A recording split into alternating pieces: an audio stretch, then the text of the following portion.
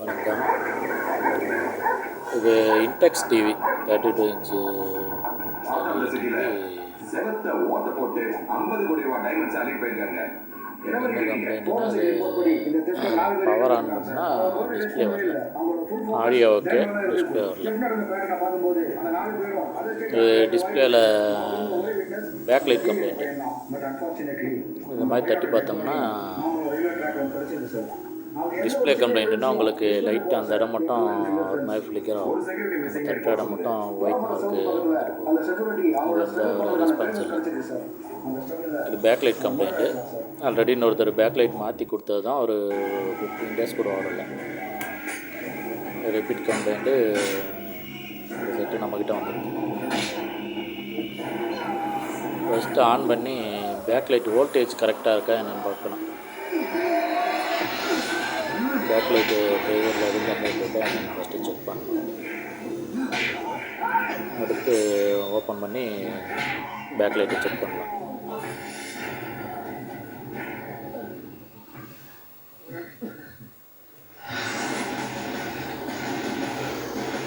Backlight voltage 22 volt பார்த்தீங்கன்னா தெரியும். Around 80 voltல start ஆகி 22 voltageல ஸ்டாப் ஆகுது. இது நார்மலாக ஃபுல் பிரைட்னஸில் 32 volt வரைக்கும் எடுக்கும். இது 22 volt. ஓகே, இந்த மாதிரி நம்ம கனெக்டில் வோல்டேஜ் செக் பண்ணுறப்ப சென்டராக ஒரு இது வச்சிடணும், மைக்கா செட் ஏதாவது கனெக்டரில் சேஃப்டிக்காக. அது கனெக்டரில் அந்த சென்டரில் ஒரு பீஸ் வச்சோம்னா பின்னை வச்சு செக் பண்ணுறதுக்கு கொஞ்சம் இல்லை ஷார்ட் ஆச்சுன்னா வேலை அதிகமாக இழுத்து விட்ரும். அதனால் ஒரு சேஃப்டிக்காக அந்த கனெக்டரில் சென்டராக ஒரு சின்ன மைக்கா பீஸ் வச்சுட்டு நம்ம செக் கழட்டிட்டு செக் பண்ணி பார்க்கலாம். இதுதான் நம்ம இன்வெர்டர் ஐசி.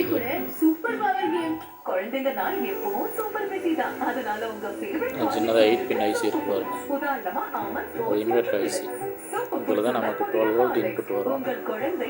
அதில் அவுட்புட்டு 3 volt 3.2 volt. அந்த வோல்டேஜ் தான் அந்த மோஸ்பெட்டை நமக்கு வந்துட்டு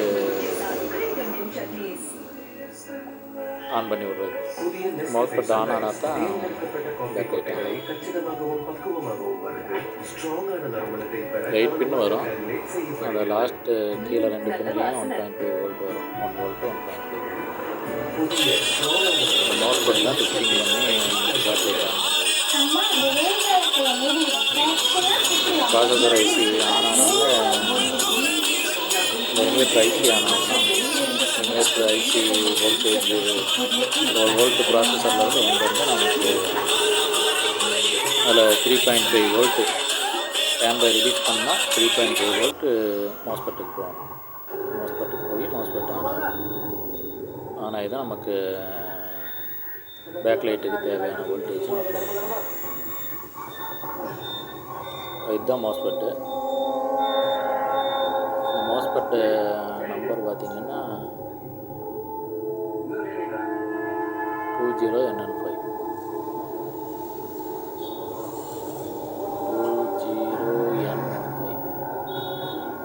இந்த மோஸ்பெட் கம்ப்ளைண்ட் இருந்தாலும் நமக்கு பேக்லைட் ஆன் ஆகாது. இந்த இன்வெர்டர் ஐசி கம்ப்ளைண்ட் இருந்தாலும் பேக்லைட் ஆன் ஆகாது. பாருங்கள், இதுதான் பேக்லைட்டு. ஆல்ரெடி சேஞ்ச் பண்ணியிருக்காங்க பேக்லைட்டு. 15 days கூட ஓடலை. Repeated complaint. பேக்லைட் தான் இஷ்யூ. செக் பண்ணி பார்க்கலாம். பேக்லைட்டு ஓகேங்க.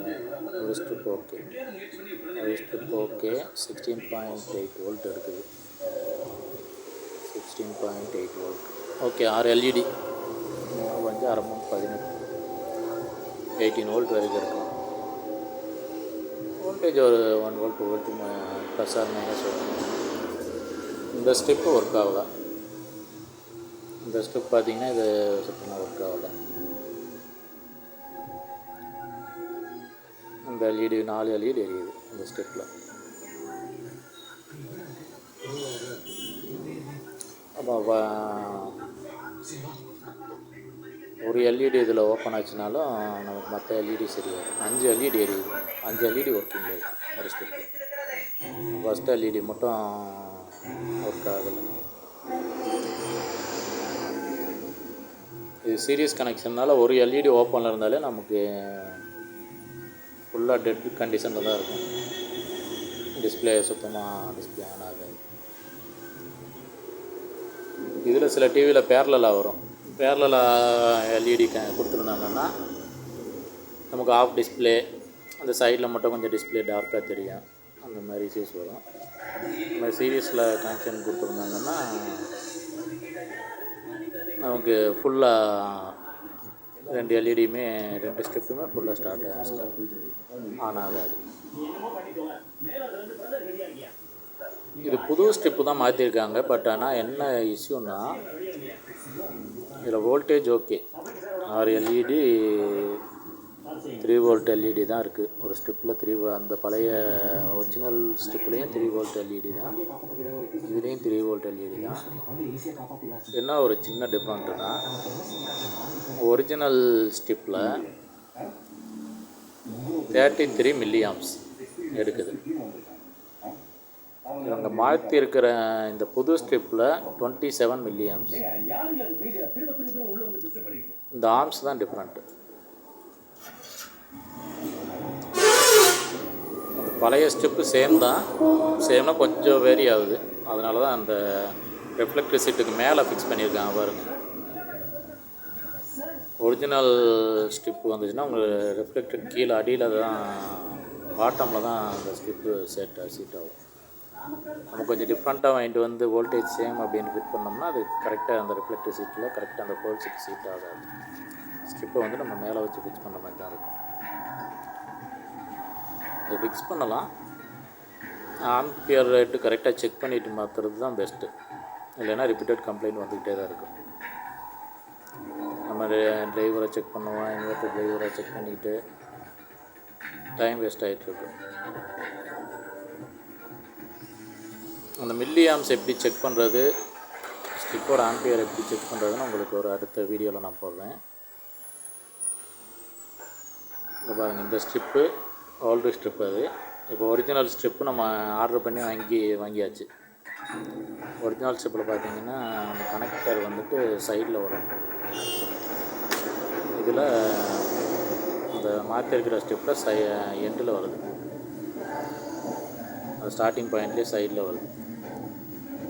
ஒரிஜினல் ஸ்ட்ரிப்பில் கனெக்டர் பாயிண்ட்டு உங்களுக்கு சைடில் மிடில் வருது. இதுதான் ஒரிஜினல் ஸ்ட்ரிப். 33 மில்லி ஆம்ப்ஸ் இருக்குது. இந்த ஸ்ட்ரிப்பை தான் இப்போ மாற்றி நம்ம செக் பண்ணி பார்க்கலாம்.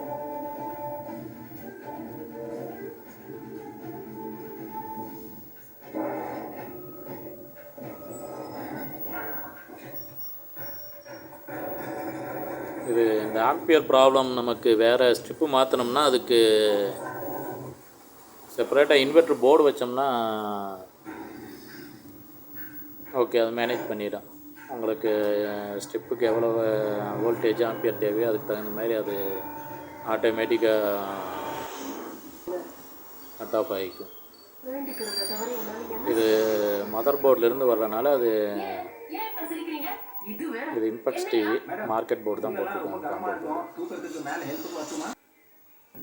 பாருங்கள், ஃபிட் பண்ணியாச்சு. ஒரிஜினலாகவே ஃபிட் பண்ணியாச்சு. ஒரிஜினலாக ஃபிட் பண்ணி ரிஃப்ளெக்டர் கவர் போட்டு மேலே அந்த சைடு பேனல் சீட்டிங் கவர் வந்துட்டு கேர்ஃபுல்லாக ஃபிட் பண்ணணும். ஃபுல்லாக இந்த மாதிரி ப்ரெஸ் பண்ணி பார்த்துடணும். ப்ரெஸ் பண்ணால் டக்குன்னு சவுண்டு வரும். கரெக்டாக சீட் பண்ணணும். ஒரு சைடு மேலே லைட்டாக சீட் ஆகாமல் இருந்துச்சுன்னா பேனல் வச்சு டாப் கவர் போடுறப்ப பேனல் கிராக் ஆகிடும். இந்த சீட்டிங் கவர் வந்து கேர்ஃபுல்லாக போடணும். பொறுமையாக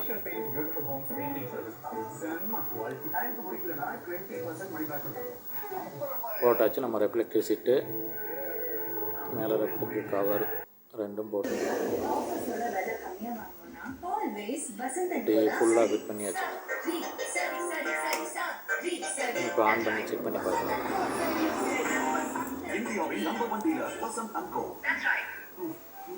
ஸ்மெல். இது 2 தடவை வாஷ் பண்ணா தான் போகும். ஒரு தடவை நான் வாஷ் பண்றேன், ஒரு தடவை நீ. ஜாக்பூடியாவின் லிக்விட் டிராபிக்கல் எலுமிச்சைகளின் ஃப்ரெஷ் சக்தி மீன் போன்ற ஸ்மெல்லையும் ஒரே வாஷில் அகற்றுகிறது. இப்போ ஒண்ணு இருக்கா? ஆனா மீன் குழம்பு ஸ்மெல் போச்சு.